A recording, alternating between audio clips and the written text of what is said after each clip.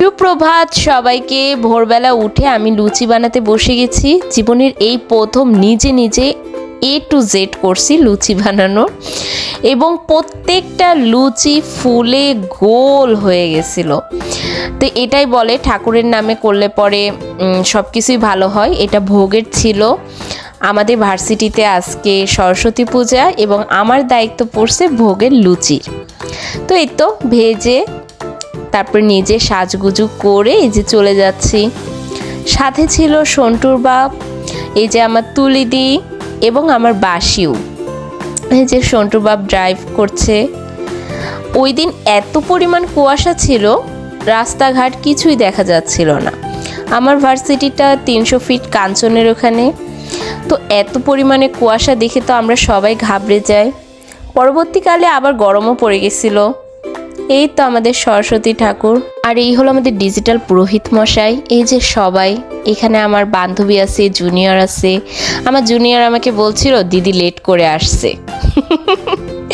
অনেক লেট হয়ে গেছিল। এই যে ঠাকুর মশাই যজ্ঞ করছে, এই যে ঠাকুর মশাই হলো আরতি করছে। খুব সুন্দর করে আমাদের ভার্সিটিতে পূজা হয় প্রতি বছর। এই যে দিদি আর আমি কিছু না পাই এই ঢংটাই করা শুরু করে দিছি। এই যে সন্টু বাবা আর আমি, সন্টু বাবা আমার চোখটা ঠিক করে দিচ্ছিল। দিন আমাদের একটা ছবিও ছিল না, শুধু এই ভিডিও ক্লিপটুকুই ছিল।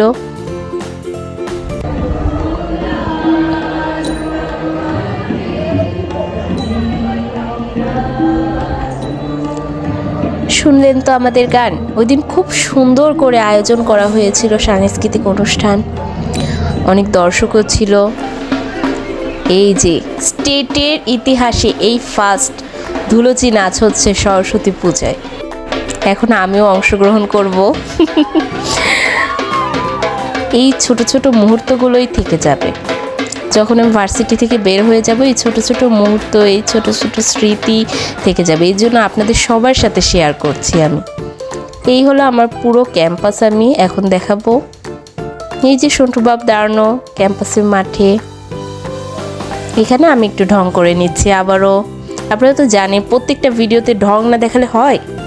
এই যে আসার সময় আমার এক জুনিয়র আমাকে এতগুলো ফুল গিফট করছে। বাসিনা আমাকে ফুল দেখাতে ভুলে গেছিলো, পরে আবার ভিডিও করছে। আজকে এই পর্যন্তই।